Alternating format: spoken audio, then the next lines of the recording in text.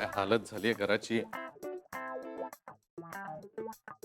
सगळं घर अस्ताव्यस्त झालंय. मी असं चिवडा लाडू खात राहिलो ना तर काका दिसायला लागेल आता. आता कोण आलं?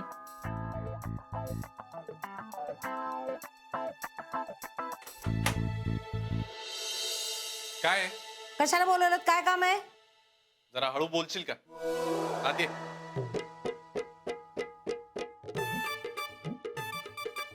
बोला पटापटा, टाइम नाही माझ्याकडे.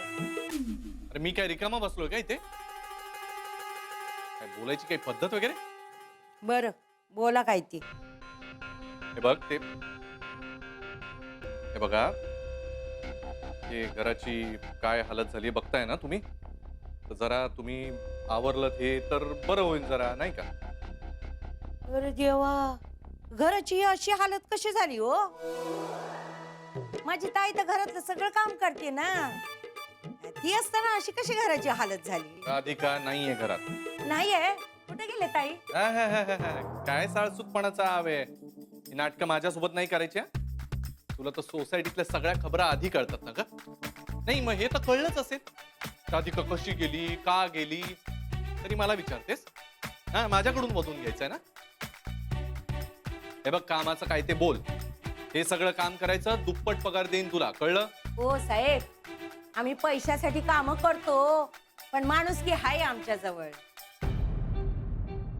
तुम्ही माझ्या ताईला घराबाहेर काढलत ना, मग ताई नाही तिथं मला काम करायचं नाही. हा, त्याचा आणि याचा इथे काय संबंध आहे?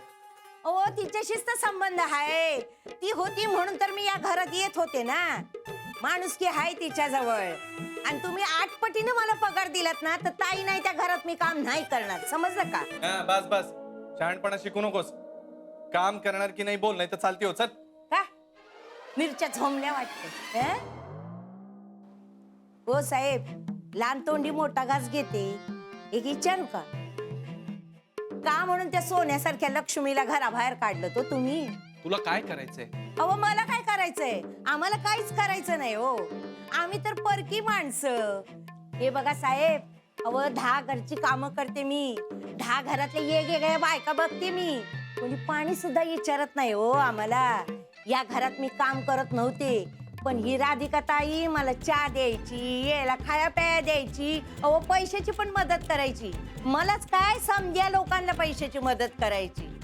आणि अशा सोन्यासारख्या लक्ष्मीला तुम्ही घराच्या बाहेर काढलेत आणि त्या नटवीला घरात घेऊन आलात. नाही मला तुमच्या घरात काम करायचं. चल चल, निघ निघ. आणि जाताना या गुप्तींच्या किल्ल्या घेऊन जा. माझ्या घरात दुसऱ्यांच्या किल्ल्या ठेवायच्या नाहीत. नाही ठेवणार आणि तुमच्या घरात पण नाही येणार. त्या तुमच्या नटमोगरीला मारायला लावा झाडू. हे चालले मी. जा जा, बघतो मी काय करायचं ते. मला नको अरे शिकवू. वा, मला शिकवताय. चल निघ. आता काय करायचं या पसाऱ्याचं? बकुळाईना डोकं खाऊन गेली. शा.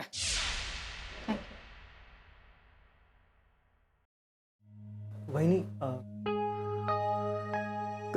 खरं तर मी इथे येणार नव्हतो, पण राहुलं नाही. मग जेनीनेही सांगितलं की ती पण सोबत येते, म्हणून मग आम्ही दोघांनी तुम्हाला इथे भेटायला यायचं ठरवलं. Yes ma'am. मॅम, मला फार टेन्शन आलं होतं. आणि गुरु सरांचे मॉम डॅड ऑफिसमध्ये येऊन गेल्यावर तर काय करू सुचतच नव्हतं मला. हो, जे झालं ते खूपच वाईट झालं. खूप तमाशा झाला ना तिथे. यांना ते आवडलं नसणार आहे. वहिनी, गुरु त्याच योग्यतेचा आहे. कसा उर्मटपणे बोलत होता तो बाबांशी, तरी तुम्ही त्याची बाजू घेताय. भाऊजी, मला इतकंच कळतं, घरातल्या भांड्याचा आवाज 4 भिंतीतच व्हायला पाहिजे. त्याचं उगीच वेशीवरती प्रदर्शन नको. यांना ऑफिसमध्ये मान आहे, सगळा मातीमोल झाला. यांचा अपमान झाला ना मॅम. सरांचा नाही, सरांच्या मॉम डॅडचा इन्सल्ट झालाय. आणि तुम्ही या कंडिशन मध्ये सुद्धा गुरु सरांच्या स्टेटसचा विचार करताय. Seriously a very nice lady. गुरु सरांनी ना तुमच्यासारख्या वाईफला सोडून खूप मोठी चूक केली आहे. And that to for that Shanaya. कुठे तुम्ही आणि कुठे ती? तिला कसली अक्कल आहे? मूर्ख मुलगी आहे ती. आणि आपला गुरु वेडा झालाय तिचा मागे. कळतच नाही की त्याची चूक झाली, खूप मोठी चूक. वहिनींना दुखवलंच, त्यांनी आईबाबांनाही कायमचं दूर केलं. एक दिवस ती शनाया हे सगळं गुंडाळून पसार होईल आणि मग राहील तो एकटा. एकटे असे कसे एकटे राहतील? मी त्यांना एकटं राहूच देणार? भाऊजी, अजून काय आमचा डिवोर्स झालेला नाहीये. देवा ब्राह्मणांच्या साक्षीनं लग्न झालंय आमचं. बायको आहे ना मी त्यांची. असं कसं एकटं सोडेन त्यांना? पण हे त्याला कळतंय, विसरलाय. बहीण, मी तुम्हाला इथे भेटायला आलोय हेच सांगायला की कधीही काहीही गरज पडली तरी या आनंद तुमच्या सोबत, तुमच्या बरोबर असणार आहे, तुमच्या भावासारखं. Yes ma'am, same here. तुम्हाला लागेल ती हेल्प करायला मी तयार आहे. जेनी, आनंद भाऊजी, मला काही नकोय, पण माझ्यासाठी एक मात्र करा. यांना भेटा, त्यांच्याशी बोला, त्यांना विचारा की माझ्याशिवाय कसं भागणार आहे यांचं. सकाळी डोळे उघडल्यापासून ते रात्री दमून भागून झोपेपर्यंत त्यांना काय काय हवं असतं सगळं मला माहितीये.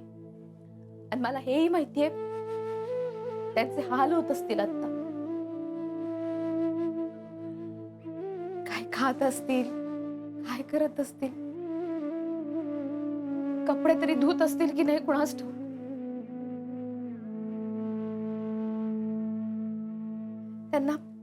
त्यांना सकाळी सकाळी चहा लागतो, नाश्ता लागतो, गरम डबा लागतो, धुतलेले सॉक्स लागतात, इस्त्रीचे कपडे लागतात. हे सगळं कोण करत असेल?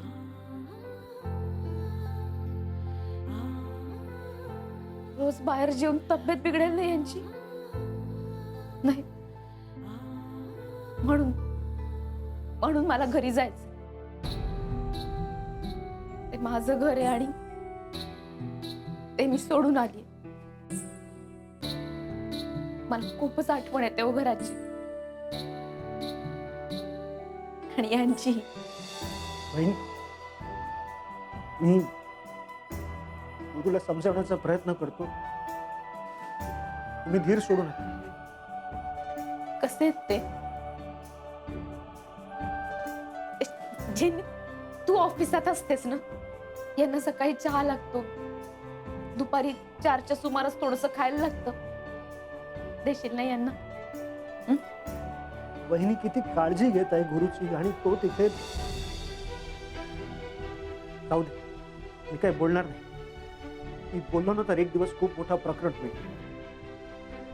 वहिनी, तुमच्यासाठी माझी मैत्री तुटली तरी मला परवा नाही. भेटू दे मला, तो चांगलं सुनावतो त्याला. आनंद सर, गुरु सर आता काही ऐकण्याच्या मेंटल कंडिशन मध्ये नाहीये. There is no use telling him anything right now.